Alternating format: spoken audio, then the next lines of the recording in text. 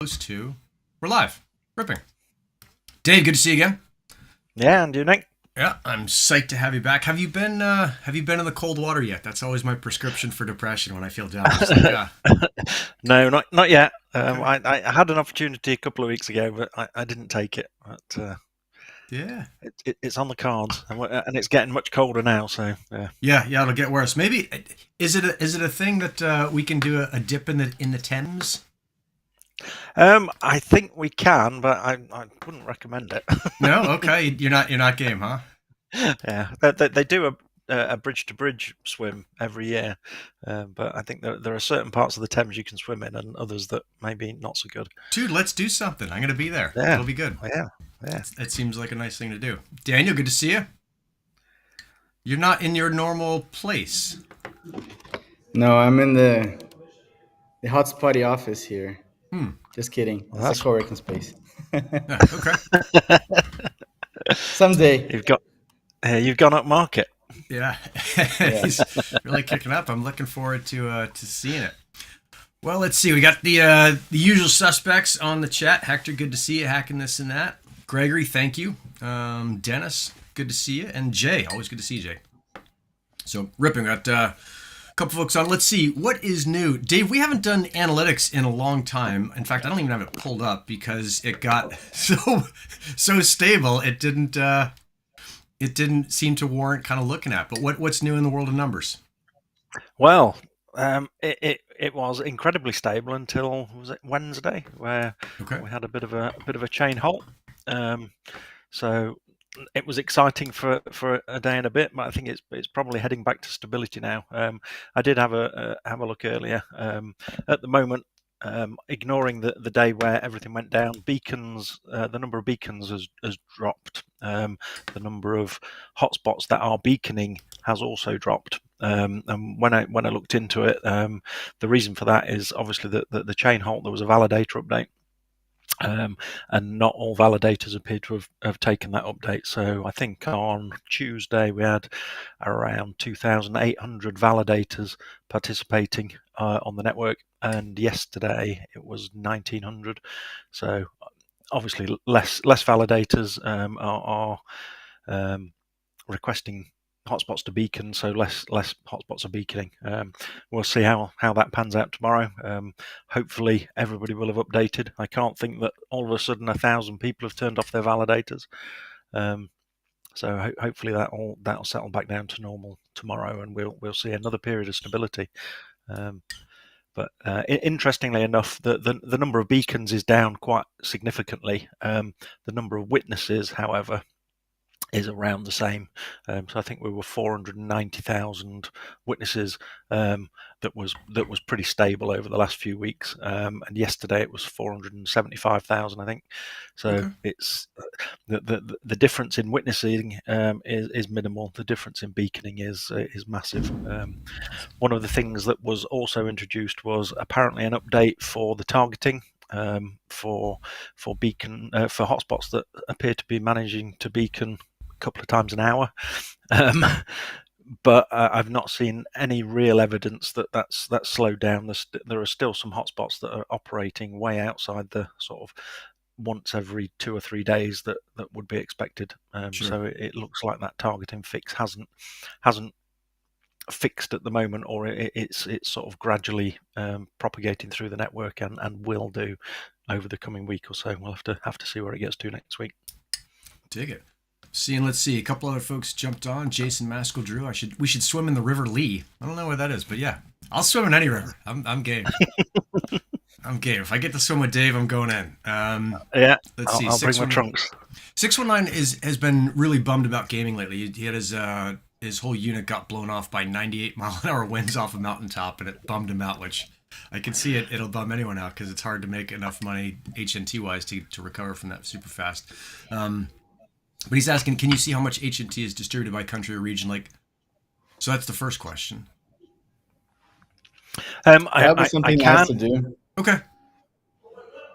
Sorry. Yeah. Dave? Yeah, I can do that. I haven't done it to present it on the website yet, but it's something that can be done. and we can see where the rewards are going. I think when I've looked previously, it seems like that there's a fairly equal distribution across countries. So it will boil down to looking at individual areas within countries, but it's fairly even. It's not a great way of sort of hunting down gamers unless you're looking China, maybe. Yeah. All right. Yeah, it's interesting to think about all the stuff you can obviously do with the numbers and how the whole thing is changing. Let's see, was it a contentious vote? I didn't even look at this vote to keep bad validators off. I heard there was a little bit of kerfluffle about it, but it didn't seem like there's anything big. Yeah, I didn't even realize it was going on till like yesterday or the day before. Okay. It didn't have the focus of HIP 70. No. Oh yeah. I mean, that's more or less what we want to talk about exactly. This kind of thing would penalize the validators that are not performing well, right? That's kind of the way that work with, I think, most of staking protocols. Like you get slash if you do bad actions or if you're not performing as you should. Just something that people, depending on if that happens to Helium, people need to really understand, right? Because like, oh, I have my agent T stake. If my validator service is doing a bad job, then I'm getting slashed. But I don't think that would be the case with Helium. I didn't read the proposal, FYI, but I guess it wouldn't be like that. No, it seemed like a really small hip, and all of a sudden there's a bunch of yelling about it, but it doesn't seem like it'll change a ton of stuff, and it seems like it makes sense. Yeah, there's already penalties applied to validators anyway, aren't there? So I guess this potentially strengthens it, but again, I've not read it. So okay. Chad Dawson, Bobby's here. I don't know what you're talking about. Nick, my partner is handling the lawsuit with CalChip that you sent to him. I don't know that I sent any lawsuit with CalChip to anyone, so great. You may have another Nick, or maybe you're spelling my name wrong, but that's interesting. Let's see. Neil's said the H3 Dex bug is gated and not released yet. So I think Neil's got. Neil's at a wedding getting trashed, if I remember right. That's right. Yeah. Sorry to out you, buddy. He's probably drunk by now. Yeah. Joe P, Network Bets, good to see you this morning. Bobby, of course, good to see you. Nikki at Red Sky, super good to see you guys. And then I'm getting clarity on this super cold River Lee. But yeah, I can swim in anything.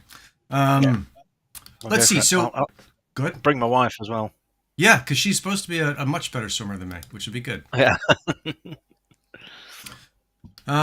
Daniel, we've got a ton of stuff going on with this whole Helium in the Wild thing. Like that thing kind of has taken off, or the Here Be Dragons, the mapping thing, it took it off a little bit, was as much as I wanted to, but more than I thought. Yeah, I'm super excited about that. I'm just gonna sit here a little bit. It's better. Yeah. Like I think this is gonna be my last week that I can breathe a little bit, and then it's gonna be like go until December. Super excited though. Yeah. And excited to see your trip as well, because that's gonna be super epic. There's a lot going on. Russ had asked when I'm going to Europe. So Solana Breakpoint starts the 4th of November. I think technically Lee and I leave the 2nd. We arrive the 3rd. And then the 4th, we can kind of go through a little bit of the timeline now. Let's see, November 4th, Daniel, we're running the Here Be Dragons mapping event, and that's sponsored by Rack Wireless and Hotspotty. And it sounds like we may also get help from Slavin over at Glamos. So it looked like, I couldn't tell from the conversation between you guys. We have a DM going.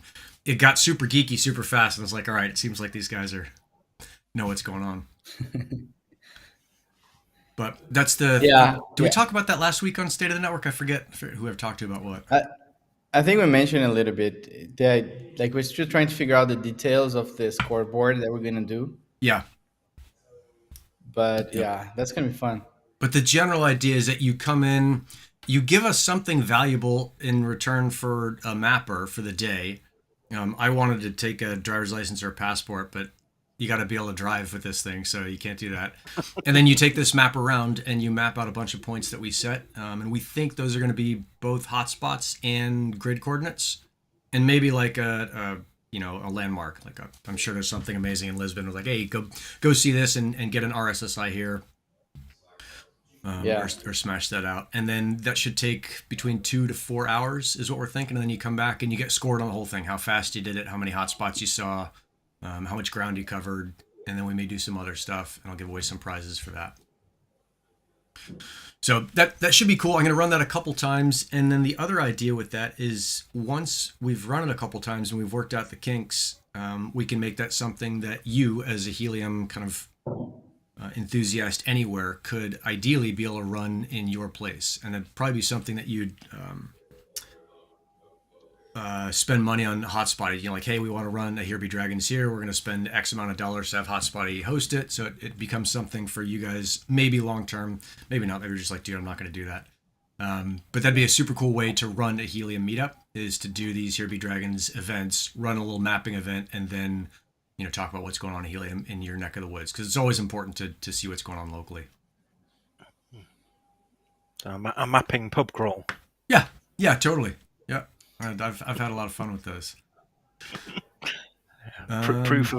Proof of pint. Yes.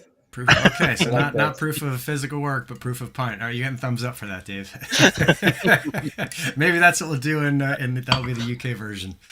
Yeah, so I'm super excited about that. Super cool to see what's going on. And I think Slaven was saying with the Glamos, you can do something maybe extra cool, or he'd done a bunch of work on doing the kind of stuff we talked about, Daniel, which is like, how do you tell how far you are from a hotspot, or how far hotspots are from each other?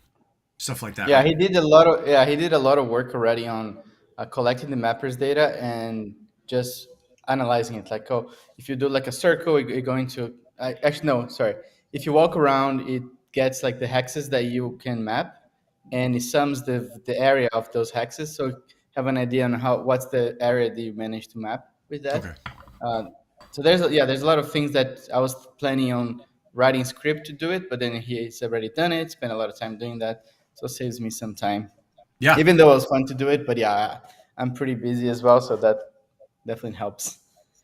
Yep. And then I'm seeing Falcon Punch is asking what mapper you're using. So that's the cool thing is Rack is sending, Daniel, I don't know if you've got the box yet, but they're sending you the 10701s, like their new mapper.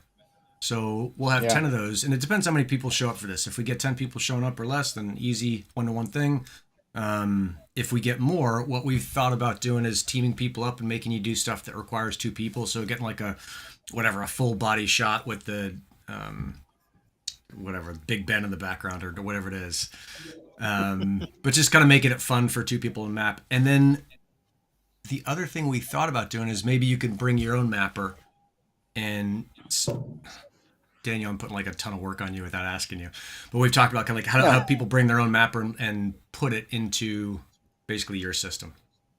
Yeah, so they just need to go to the console and add add another flow to endpoint that I have in Hotspotty. Okay. So, for example, your mapper can send data both to the mappers project and can send to the cargo project and can send to Hotspotty database at the same time. Yep. And then Hotspotty, we're gonna go and we process that data for the scoreboard. Okay. Cool. So it's possible. It just may be a ton of work. I mean, it's just console. Add one flow to the consoles. Should be okay. So it's not that bad. So basically, we just put up the instructions. So I'll write it up. I'll my only concern with the rack. So those rack miners, they come already pre-configured to just map. So we may need to refresh them with the new firmware, and then I configure everything in the console. But I've done that already. Like I have 2 of those mappers, so I've done that to one of them. So I have everything ready. It's just like copy and paste. Cool. And then I think at the end of the tour, I'm going to have 10 mappers that I'm going to send out to whoever wins the various prizes. So I'll figure out how to do that. They'll get sent out from Barcelona somewhere. Maybe I'll see if Mark can help me with mailing those out. We'll collect some addresses and get those out to the winners. So however we kind Put of some Balena stickers in there. Yeah, for sure. Get that stuff done. Let's see.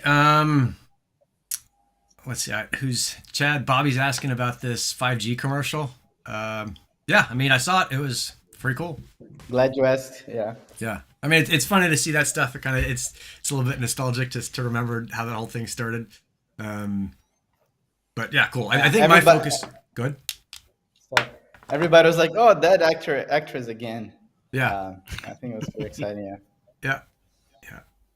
I mean, my focus is on IoT. The 5G stuff seems like it's I don't know. I forget who I was talking about with it at HiveMapper yesterday, but the LoRa stuff has been really exciting to deploy because you think like, oh, this station, this gateway can reach 80 miles and it can cover all these sensors and there's a ton of stuff and it's kind of geeky enough that you feel like you're doing something special. On the 5G side, I'm sure it's super cool for a lot of people, but for me, it was just like, this thing goes 400 meters. Maybe it's a really specific thing that I'm not particularly interested in. As far as like going into you're not gonna put 5G hotspots in wild places on mountains, which is where I want to go. You're gonna put it in like bars and underground places, which is like that's just not my game. So Yeah, I agree. Now I'm getting more and more traction with the IoT usage side of things more than the deployment of hotspots, right? Some people complain that, oh, there's like X amount of hotspots that are offline. But in a way, most of those hotspots that are offline, they're already in saturated places anyway. Um, and if you are the person who turn off the hotspot, you're just giving more rewards for those people who keeping the hotspots online. Um, but going back to this, like I'm hearing so many cool projects, even here in Portugal with the IoT stuff, like people doing wolf tracking in the mountains and so many cool things that now the coverage there it's been showing up, and it's kind of the same thing that we've been talking forever, right? Like yeah, hardware takes time to be deployed, and there's a lot of companies working on that, so it's just a matter of time. That's more and more usage. yeah, it's crazy because it's like we just don't think that way as kind of modern Amazon dependent humans. That things take more than 2 days, but there are companies that have been working on this now for 6 months or a year, and they're starting to come out with some really cool sensors. So Yeah. Yeah, and soon there'll be really cool actuators, some Class C devices that we'll be able to use. So, yeah, yeah, yeah. Um, let's exciting see. times. So let's do then. Let's go back to the Helium in the Wild stuff. Is the first event is Solana Breakpoint, and one of you guys, I don't know who it was it Dave or Daniel or someone in our State of the Network chat, had found this event called the Bear Market Rally, which is a bunch Yeah, of go that's karts racing. I know there's Um, gonna be some people from like the VC funds racing, and it's gonna be. I haven't done too much into it because I'm probably gonna be busy with other stuff, but that looks so cool. yeah, and I put a link in the description. I think I've refreshed it and saved it, so you can go see what that thing is. I reached out to him and said, "Hey, I'd love to jump in and drive." I'm trying to get Emir to go over and drive because apparently he's a race car driver. Yeah. And then if not, yeah, if I can get my secret family weapon in there, that will be an amazingly stupendous thing. But I don't think I can get her to do it. So I may do it, but I talked to them about putting helium sensors on the go kart. I guess on the cart. And Dave was like, "What sensors do you want to put on?" I was like, anything. I don't know." So some of that was like figuring out. Oh, look, we got a spammer in here. Sexfind.pro. Well, I can recommend not to go to sexfind.pro. And I'll see how fast I can ban them. It'd be nice to put like heartbeat sensor for the for the racers or also just to Yeah, see, because like I think most people who are going to be racing are not professional racers, right? So that's going to be the fun part. yeah. Do you know if you need to? What is the ticket to go to racing? Like it's I kind of don't like a know. fundraiser. Yeah, like the alarm bells started ringing when the guy was like, "Hey, this sounds great. Let's set up a call for it." I'm like, it's not like go and buy this thing for $19.99. It's going to be like a $10,000 buy-in or something ridiculous, which means that I'm Yeah, certainly not going. that's why I think like it's a VC fund kind of thing. It's kind of like going to a ballroom that you need to buy like $10,000 for a plate. Yep. Yeah, you can buy a ticket to watch that's cheap, but it doesn't say how much it is to register to race. It's just something like $100,000 prize pool, and it's all funded. Yeah. It's all funded from the entry fees. So buying a seat's going to be expensive, I guess. Yeah. Yeah. We'll see. Maybe we'll see if they'll buy into the idea that Gristle King can bring him some coverage with my giant I, YouTube vou- channel. I vouch for you. Yeah. Whatever you Yeah. need. Cool. I mean, I talked to Joey. I looped Joey into that, or maybe I haven't yet. I think I CC'd him on the email when we're talking to him because I think like we could do some super cool stuff with sensors on the carts and just have fun with it. Yeah. I see folks are arguing in the chat about which event Helium should sponsor: Daytona 500 or the Super Bowl or the whatever baseball stuff. Let's see. And then Jason had asked, when am I coming down to Australia? I don't know. I got to get through this thing first. But yeah, I'd love to come down to Australia. That'd be super fun to do that. I think that's the kind of general plan over the next year, is to see how many places I can get to, and we can do fun events that show you how to use Helium and jumpstart that whole thing. So that's the general plan. After Solana Breakpoint, what's the next thing that we've got is, then we do the train, the hackathon on the train. Daniel, and are you doing that, or is that's a Joey thing? I guess me and Jose, Yeah. and I would guess Joey as well. Yep. I'm gonna run like a small presentation about I think it's gonna be a lot of people who don't really know about Helium. Yep. So I'm gonna do a little presentation about Helium IoT, what it like, a little bit of the story, and then where it's going, etc., to get people excited. Yep. And I think we're gonna build some whatever, because most likely there's coverage all the way to Tomar, which is the city that the train is gonna stop at. Oh, okay. Another reveal. Oh, is it secret? Yeah. Okay, I don't say anything else anymore.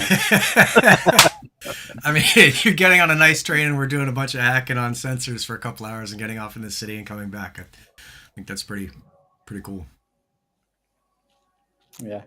Yeah, it's going to be super exciting. That's going to be on the 8th of November. That's on the 8th. Yep. So we do the event on the 4th, and we got 5, 6, 7. I think the 6th is the Hive Mapper, maybe official launch. There's like this proof of something party. I think I put the link in the description. If I didn't, it's over in the blog post, which you can find in the description. Yeah. And I think, I don't know how much they're gating that. I can't fucking figure out this goddamn background and how it won't stay in one place.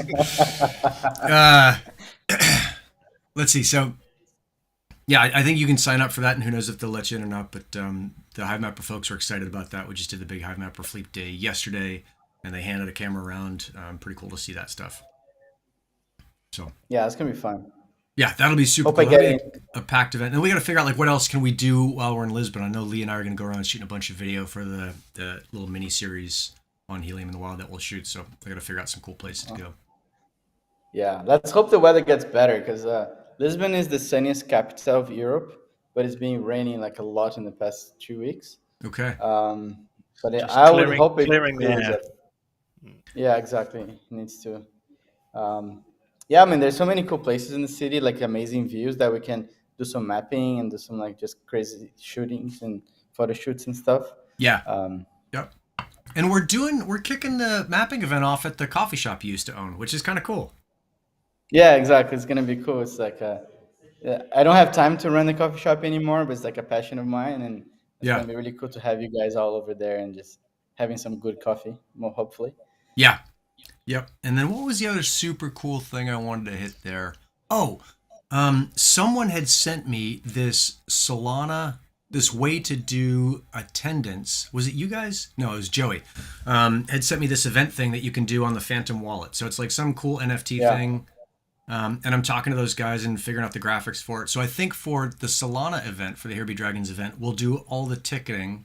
And I'm just thinking about this now. We'll do all the ticketing on a Phantom wallet, because I think people will be okay with that. You know, that's not going to fly in London or Barcelona or Paris, but I think for Lisbon. I mean, it should.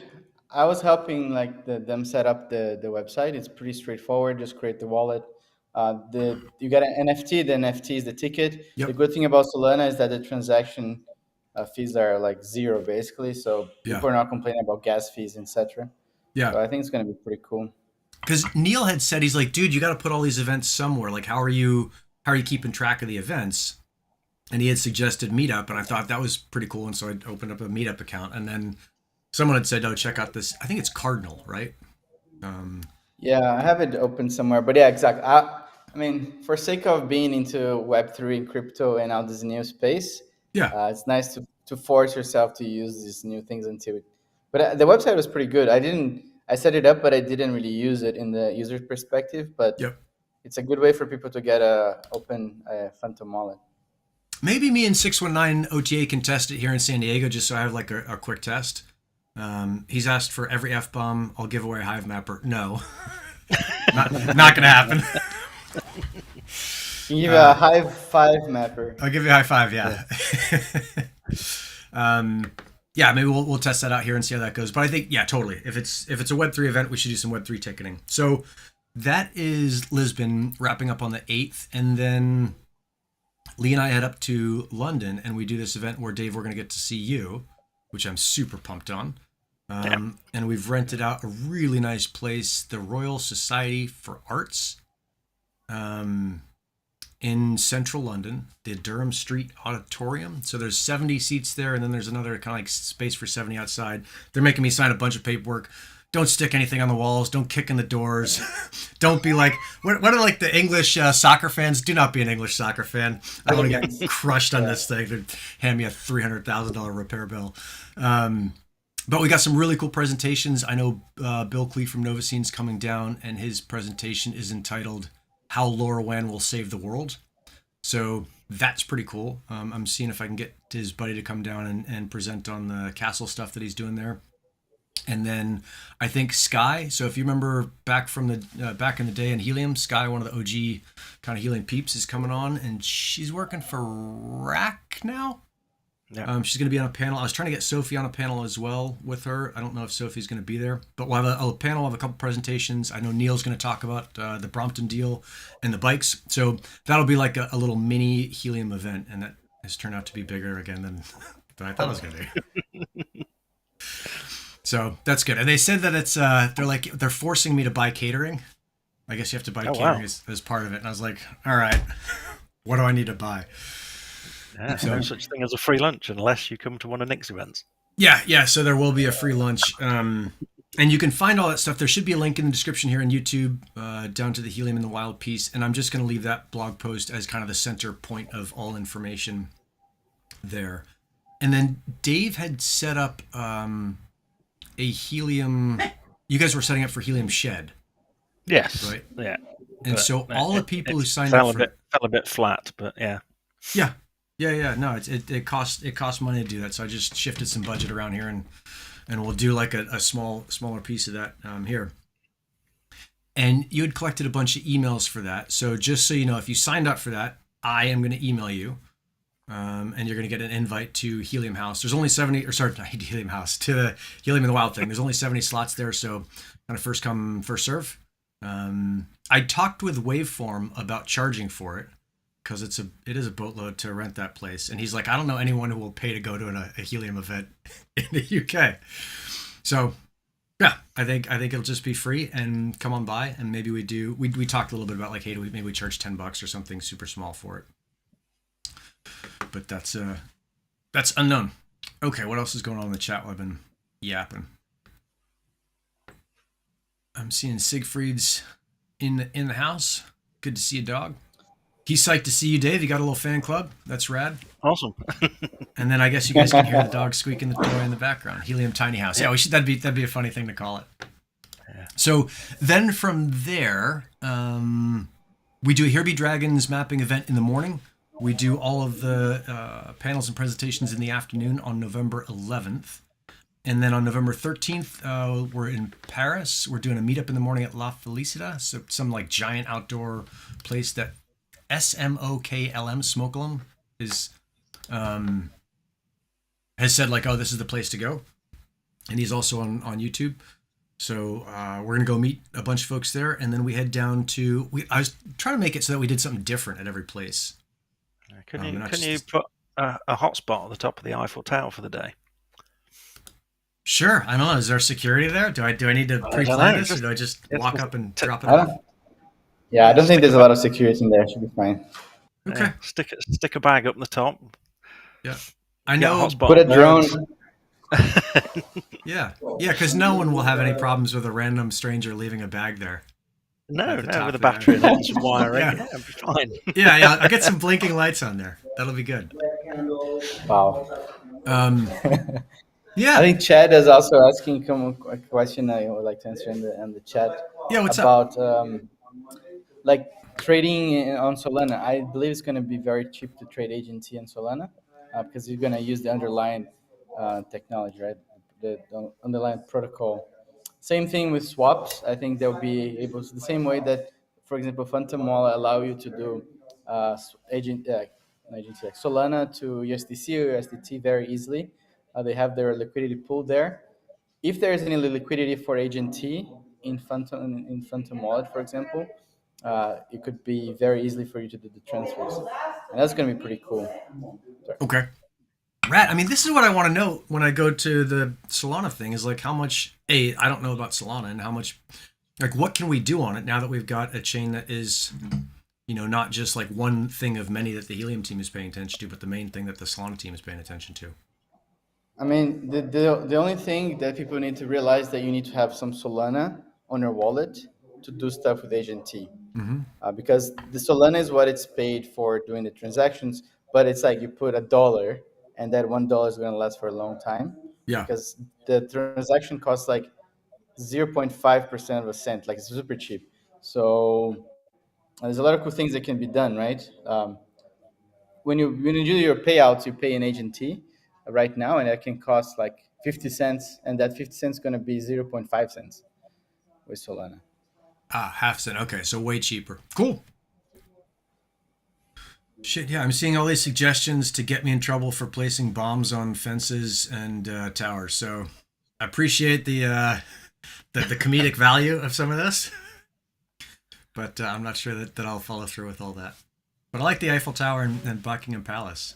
Maybe I'll just hand it to one of those guards that, like, you push them far enough and they strike you. But if you just stay on the other side of the line, they don't hit you. Yeah, super cool. Let's see. So Paris in the morning, and then cruise down. We're gonna go see Paul in this Clermont-Ferrand place for the day, and then drive down to Barcelona. So I thought the cool thing there would just be like mapping the whole way and see how much coverage is throughout Europe. That might be super fun. And if you guys can think of anything that I can do on the way down that is useful for Helium, then I'm all about it. But I'll bring the Glamos, so we can do some cool stuff with that. I think I just figured out how to do this stupid background thing. I'm so psyched. Learning on the job, huh? Yeah, the OJT training. On the job training. Yep. And then we go to Smart Cities Barcelona, November 17th. We're doing a Barcelona meetup with Mark, and I think you've done a meetup with him before for Hotspot, right, Daniel? Yeah, it was me and Scott from Nova. There, it was super interesting. Yeah. Is he the really tall guy, Dan? Is Mark? I took a picture. I took a picture with Mark and Scott. Mark is taller than Scott from Nova, and Scott is very tall. Okay. So it was like two bodyguards walking in Barcelona. It wasn't too bad. Dang. All right. Well, good to know. I'll look for the tall people when I get there. And I think we'll run a Here Be Dragons mapping thing there. So we have three of those planned for the tour, and we'll see how they do. We'll work out all the kinks and then come back and make that something that anybody can do. So I think that's the general plan for Helium in the Wild. Yeah. That covers that.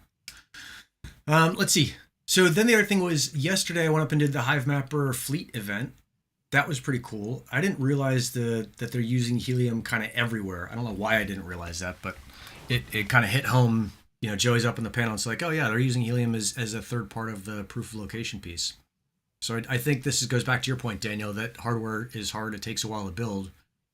They are predicting that they're going to have their first 5,000 or so units shipped by end of January. I think the first 3,500 by the end of December. Out in the wild and picking up Helium signals. But yeah, that's 3,500. They need to get to like 1 million. So cool to see that. And then cool to see there's a dude there, Leo. What's his last name? Wortley. UK guy, represented.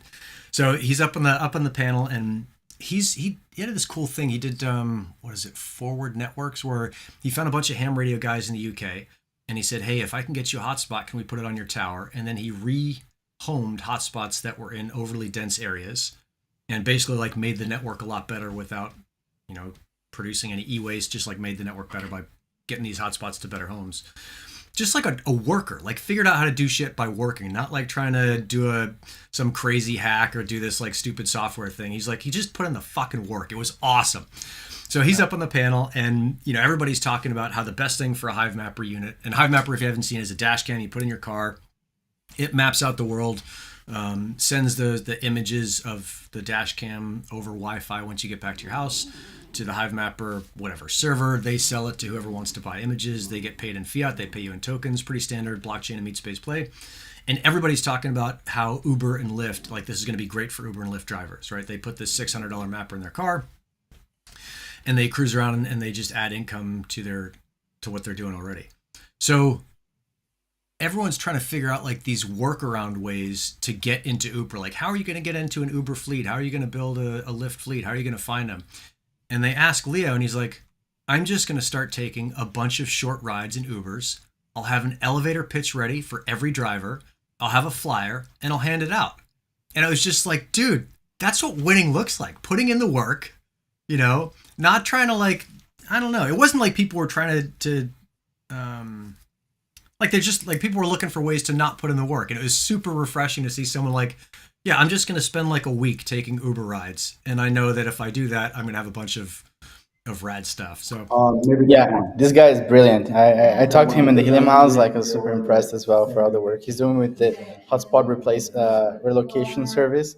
And yeah, I mean that's what the thing. Like, think outside the box and go out and talk to people. Right, that's the best way. yeah, Than just people don't want to like get out of the computer to talk to other people. yeah, yep.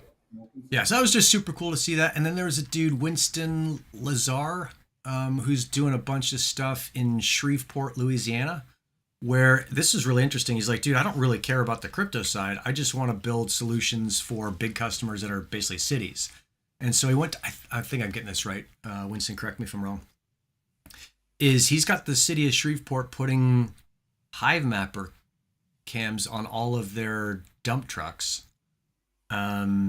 Because these guys are cruising around and doing these routes throughout the city that are not every day like a bus, which is kind of too much data.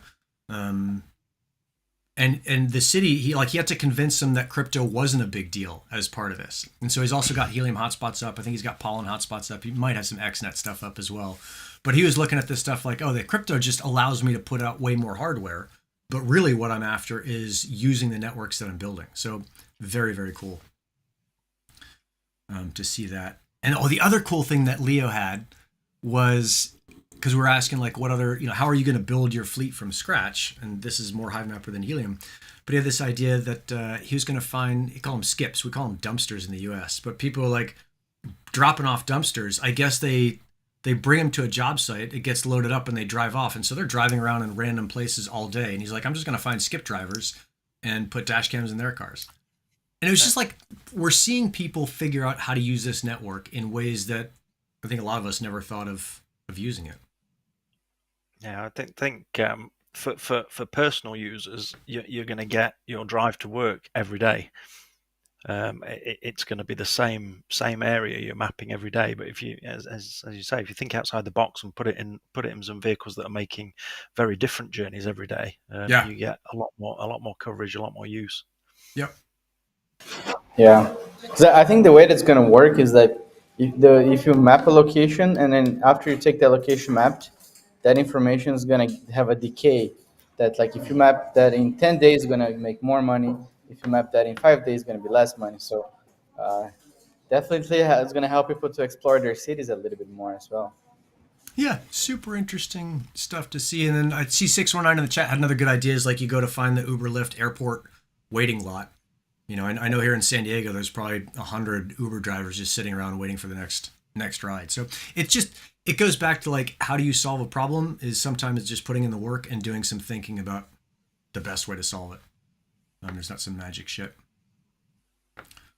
Let's see. Digital Woody. For the Helium 5G station, is it best to look at the T-Mobile map and see where they don't have great connectivity and then try to place there?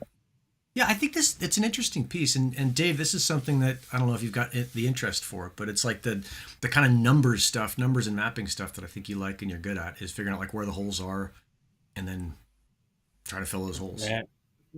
Getting access to the data would be good to see where those holes are. In the UK, I think it's fairly easy because we've got pretty good coverage everywhere. We're a relatively small island, whereas in the States you've got a big area to cover.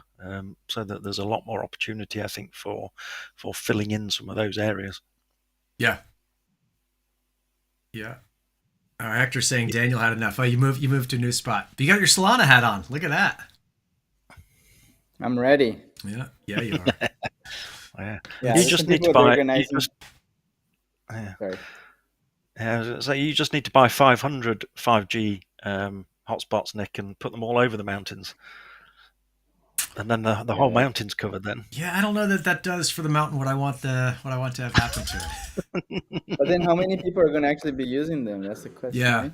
Yeah, yeah. No, it's the 5G stuff. It's just like it's super cool, and some of the folks doing it are doing it in really innovative ways, and that's rad. It's just for me, it's not kind of what I'm ultra psyched on. Yeah. So yeah, but I met Yeah, some I've people. seen exactly. I've seen a lot of cool things that people can do with 5G, like for getting locations that you don't have a backhaul, for example. You can have like, for example, buy like a directional 5G CBRS antenna, do like like a directional to another place, and then Yep. from the second location, you can do such thing as some like CBRS to Wi-Fi, and then you can have Wi-Fi in that location that doesn't have coverage by a ISP, for example. Yeah. Yeah, in fact, that's what. So there's a dude on the chat, Eric Jonas, who's doing that in New Mexico, and that's something we're setting up as part of the Gristle crew. One of the guys, Russ, had a little bit of background with Ubiquity, like setting up these point-to-point things, and he had sent me a box of. Sorry about the dog. He'd sent me a box of I don't know, like receivers and transmitters to set up, and I had said like, yeah, I'll totally do that, and I had a bunch of time last month when he was sending it to me, and all of a sudden I ran out of time, so I'd look a little bit like an idiot now. But yeah, we're gonna set that up for the Gristle crew and do like a cool little video on like how to take internet from a landline across the ether to somewhere else, and then push that out to Wi-Fi or whatever. So that will be super cool to do.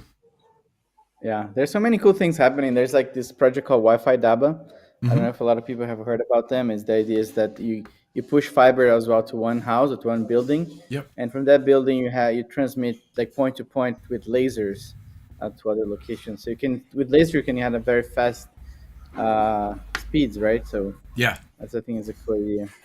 Yeah, a lot of the stuff is just like thinking what you want to do and then figuring out how to do it. You know who's really good at that is Brian Buitong at Parley Labs. He's good at like solving problems like that. Like I just get excited about the tech and I'll start running down a path and he's like, whoa, whoa, whoa, like what's the problem we're trying to solve? Like not what's the new shiny thing you want to use. So very, very engineering. Can anyone explain Yeah. the 5G not being real 5G yet stuff? As far as I understand, it's some kind of 4G at the moment. How will the upgrade work? Is it just some software stuff that needs to be done or something else? I Let's mean see. Good. yeah, sorry, go for it. Yeah, I mean the 5G thing is like just think of it as like a marketing thing. It's not actually it's not 5 gigahertz. B, it's just this really narrow band or narrow part of the frequency, 3.55 to 3.7 gigs. It's only available in the U.S. And so while a lot of the newer phones kind of can use it, it's not kind of ready for prime time yet, and at least in my opinion. Yeah. So it's not that it's not Yeah. real 5G. It's actually like future 5G, but most people are not ready for the future. Is how I think of it. Yeah, I think it's also as a fifth generation, not Yeah. necessarily. No, it's not the frequency Right. that Right. you're Right. talking there. Yeah. But yeah, Cool. And it looks like he asked in the AMA yesterday, but the question wasn't answered. So maybe that gets you a little bit closer, Siegfried, to the answer. Like step at a time stuff. Let's see. What else is going on this week? on my end, is still just working on Hotspotty fundraising, I think we're getting closer to an end, and I'm super excited to get back to building. Yeah. If we manage, yeah, I'm super happy if we manage to close this let's say next couple weeks. It's gonna be kind of like a very short time. If you Yeah. consider that we start fundraising during the tipping event. Um, but yeah, man, I'm just ready to build. We have so many ideas. Like on our perspective, fundraising was very interesting to put like a laser focus on what brings more value to the DUI ecosystem, Yeah. and something that really like helped us narrow what's important. Yep. So now we're just like, okay, let's just do it. We're so excited to like grow the team and just build. Is Can't that so? Is wait. that something that you can talk about what you think you're going to do once you get the money, or is that still like no? That's the competitive advantage is that we're keeping that stuff semi secret. I mean, It's not necessarily a competitive advantage, but yeah, it's not the time yet to tell everything that we're planning. Sure. Yeah. But there's a lot of cool things. Yeah. That's for sure. And I know I don't think you can solicit, but I know I'd gotten a link for investing in it. There's like a 10G minimum, so I'm trying to like scramble and put it together because I totally want to support, but I don't have the 10Gs right now. But I thought it was a super cool way to kind of use this like crowdfunding thing to be able to support people you like and do it in a way that makes sense. So hopefully that fills up and I get in on that. But we'll see. Yeah. We'll see. I'm gonna have to, I don't know if I can score a say. couple more Yeah, consulting deals. I don't know what you're talking about, but yeah, I Yeah. guess. Yeah. Let's see. So that's super cool. And then it's neat to see all of these businesses growing up in Helium, right? We see Neil's thing where he started it with a, hey, what's up, Keenan? He started with like the track pack thing, and then he almost got forced into going into hardware and doing his own hardware stuff for the Brompton bike thing. I don't know if has he shown us a picture of what the bike tracker looks like? It may still be fucking top secret, but it just looks like a little electronic thing about that big. There you go. Yeah. It's just a prototype at the moment, I think. Yeah, but just seeing like all this hardware starting to get built and going out in the wild and being used, like we're still, it gets kind of obnoxious to say it, but we're still early. Like I think I'm going to be saying that for the next year or two. Yeah, absolutely. I mean, it's when you look at something like the Oyster, when you take it apart, it's a massive unit, and there's not an awful lot in it. And I think Neil's taken the opportunity to reduce the size considerably, and make it in a form factor that's more friendly for multiple uses. So Yeah, like you say, it's early, but doing that, there's development time and cost in doing that. So. It takes a while. Yeah, for sure. For sure. I think that's the thing is like you have this idea and it's like, I've got the coolest idea for like 619 OTA. Like, dude, you could totally be working on this dog tracker right now and crush it, but it will take you whatever, 2 to 10 months to kind of figure it out and go find the suppliers and the resources and figure out who's going to build it at scale and who's going to build the first thing and who's going to build the last thing and how you get to 5,000 units or 10,000 units or 1,000,000 units. Like all of those things are just, From what I saw yesterday at HiveMapper, watching that process happen, is there's not like a website where you just go and you're like, I want someone to build my dream by now.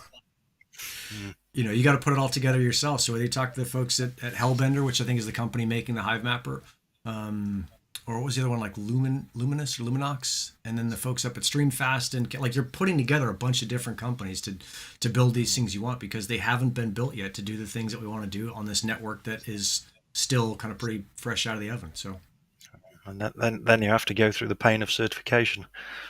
Yeah. There's a ton of other stuff that ends up going on. Yeah, I mean, yeah, there's some walkarounds. Like if you buy a pre-certified module that already had that certification document, that makes your life easier. But yeah, if you're doing something that you're gonna sell 1 million, then you definitely want to do things like buy the books and get all the certification that you may need. Yeah, no, it was just crazy to see how much. I mean, the HiveMapper folks, their big problem right now is not software, it's not hardware. Like they've got the camera designed, it's been built, they're figuring out where they're building it, and there's some super cool stuff where they're doing a bunch of the manufacturing in the US. And there's a whole like put a video out. They put a video out not so long ago with a robot arm, didn't they? Assembling them and testing them.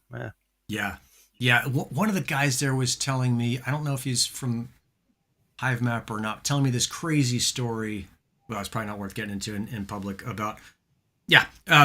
It's just like, but just the intricacies and the pain in the ass and the obstacles in manufacturing. And the thing that's holding them back right now is the foam insert that the camera's going. And you think like, oh, like foam is so easy to do. It's not. They had like a box of inserts that they'd had made that were the wrong. Like you looked at them and you're like, I could have made something better than that in my garage if I'd like smelted the foam myself. And that's the thing that holds you back. And so I think on one hand, you can look at that and be like, oh, it's just such a pain in the ass to get anything made. But on the other hand, like if you're willing to be tenacious and to be proactive, that is a significant competitive advantage. because a lot of Yeah. people will just quit or they won't do it because it looks too tough. But it's not too complicated. It's just a lot of phone calls, a lot of talking to people, a lot of making sure you get what you want, a lot of checking prices, and going through all this stuff. Like you can totally crush. Exactly. No, that's 100%. That's when I say manufacturing is hard. Like Yeah, it's so many things involved, and like okay, if you want to do one is one thing. If you want to do 100 or 1,000, then we have to like how you're gonna do manufacture, how you're gonna assemble everything. One thing is one guy doing it. Like there's so many things that can go wrong on the way that you need to get everything right up to the point that you have the device in your house. Um, how do you test it? There's like, for example, you have like a PCB board, like those green boards. You have some little contacts. They have something called peg pins yep, that you insert that you touch this in the connections, and then you run software, run tests. Like there's so many things that you need to do that that's why it takes like much longer than software, right? Software you can like geek out for a weekend and you have something up and running, and if something breaks you just update the code. Well, in hardware, if something breaks you need to recall everything. That recall can break your company, you can go bankrupt because that error. There's a lot of things that can go wrong that you need to get right. um, Mm. that's why hardware is very hard, like to get. Especially for a startup, right? And yet you have to deal with so many third parties as well. It's not practical to do everything in house. You have to Yeah. outsource things, and you've got the pain of getting everybody on the same page, and making sure the product works as a whole from parts. yeah, Yeah. No, exactly. yeah. I And was I used to I worked for a company. Sorry, go ahead. go for it. No, yeah, I worked for a company in Germany that they use like we're developing electric motorcycle, and initially the mechanical part of the company wanted to do everything in house, and then they realized that okay, that's way too complicated for like 2 3 engineers to do, and then they partnered with like a university in south of Germany to take care of the mechanicals, and the hardware side of things was okay, but took us. They wanted to do in 2 years, and then they finished the project in 5. Just have an idea so many more things that you think you know than you don't, right? Mm. Um, Yeah, yeah. No, it's crazy. It's crazy to see the amount of work that goes in. Let's see.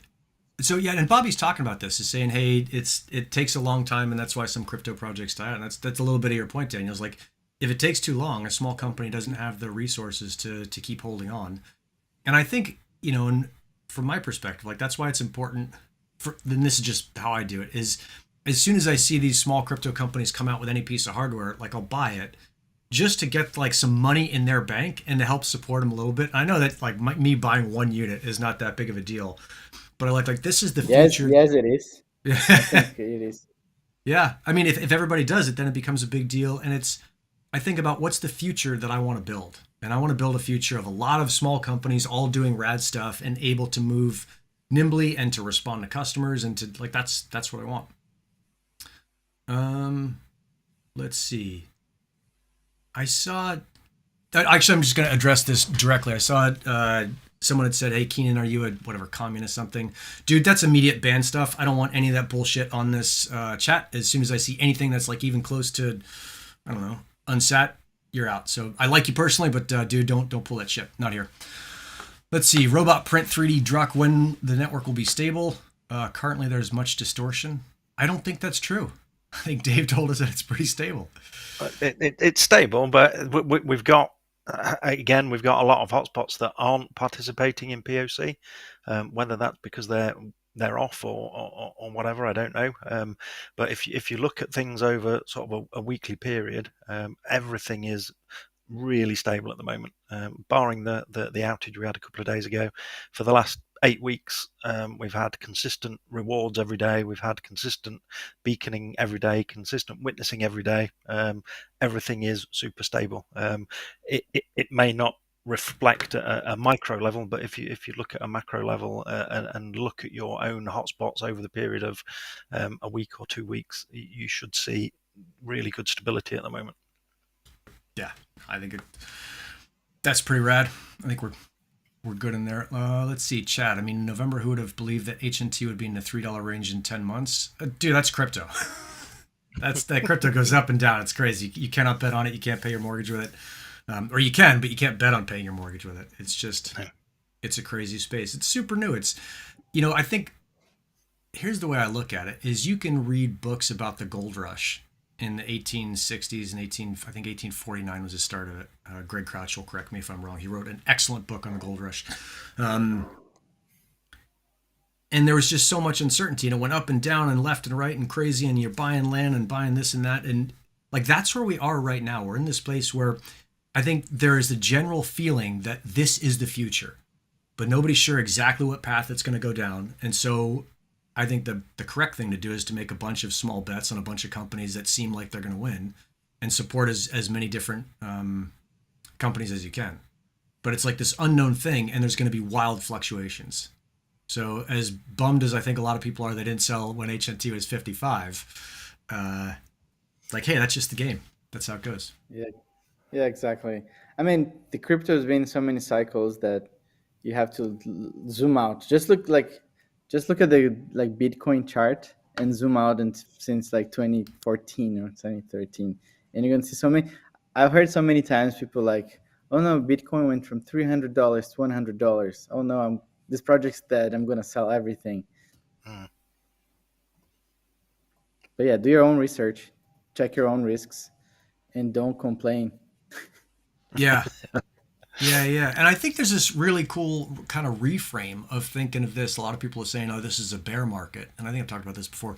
Like, this is a building market. This is the market to be building. Daniel's kind of in prime position to be building when things are down. Like, this is, if you look at the stock market, this is where you make your money, is you invest now when prices are low. You put your time in when everyone is kind of complaining about something else, and you do the work. This is where you build the foundation to crush long term. And that makes, you think about, like, what do you want to focus on in any event or in any kind of part of the market cycle? At the top of the market cycle, focus on selling your crypto and reaping your rewards. At the bottom of the market, like, focus on building. Like, there's if you've got the right perspective, there's no way to lose. Yeah, and exactly. I mean, just as a perspective, right? November, we were struggling with servers because, I mean, we just, like, Hotspot was just launched like a couple of months before, and the growth was insane. So now we definitely want to be ready for the next bull run, and we know it's going to come. We don't know how long it's going to take to get there, but it's going to get there. So we need to be prepared. But yeah, just like as a tip, right? Like, whenever your aunt or your mom start asking about crypto, that's a sign of like a top. Yeah. When you're getting tips from the Uber driver, sell. Yeah, it's basically that. Which I didn't do. I was just like, it's going to keep going up. But whatever, it didn't. I think in the long term, it's going to work out well. Yeah. I mean, yeah. Let's see. I'm seeing. It took me a second to say what PW was. Planet Watch. Yeah. No worry. No, I'm not going to say anything about that.